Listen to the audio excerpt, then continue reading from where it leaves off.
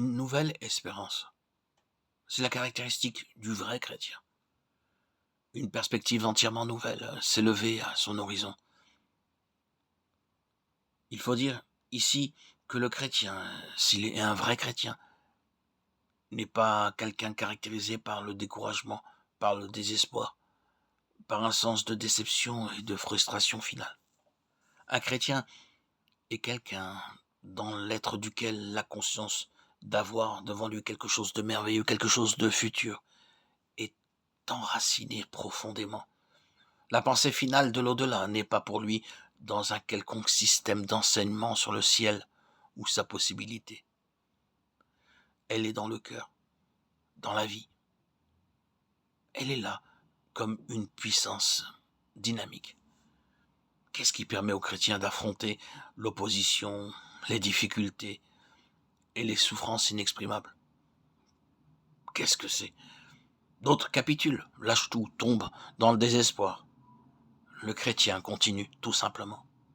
Et ce n'est pas parce que le chrétien a une résistance naturelle meilleure que les autres, avec plus de ténacité et d'opiniâtreté. Pas du tout. Il arrive très souvent que les chrétiens soient les faibles aux yeux des hommes. Mais cette espérance agit en eux. Ils sont saisis par une conviction intérieure que cette vie n'est pas tout, que cette vie n'est pas une fin, qu'il y a quelque chose au-delà. Ils possèdent l'espérance qui leur est venue du Dieu de l'espérance. Romains 15, 13. Quelle est donc l'explication de tout cela? Une vie nouvelle? Une nouvelle conscience? De nouvelles relations? Toutes choses nouvelles? Nous n'exagérons pas la vie chrétienne. À quoi tout cela revient-il? Quel en est le secret caché? Voyez-vous, ce n'est pas que le chrétien reçoit simplement des choses abstraites. On peut parler de vie, on peut parler d'intelligence, on peut parler d'espérance, on peut parler de puissance. Mais ce ne sont pas simplement des choses abstraites.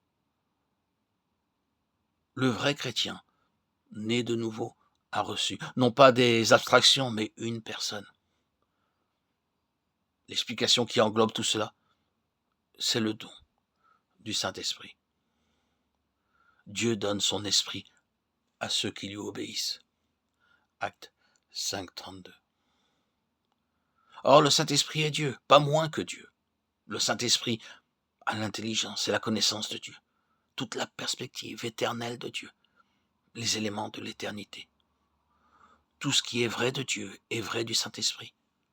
Donc, si Dieu donne le Saint-Esprit à une personne pour qu'il réside en elle, et que cette personne apprenne depuis le commencement, comme un petit enfant, à marcher de jour en jour, d'année en année, en communion avec le Saint-Esprit qui demeure en elle, elle devra nécessairement grandir dans toutes ses caractéristiques.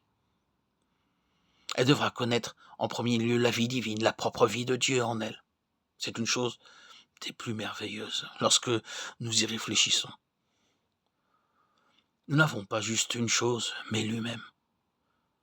Dieu en Christ, par le Saint-Esprit, comme notre vie même. J'aime la manière dont la Bible nous exprime cette vérité. Choisis la vie en aimant l'Éternel ton Dieu, en écoutant sa voix et en t'attachant à lui. Car c'est là ta vie et la longueur de tes jours. Deutéronome 30, 20.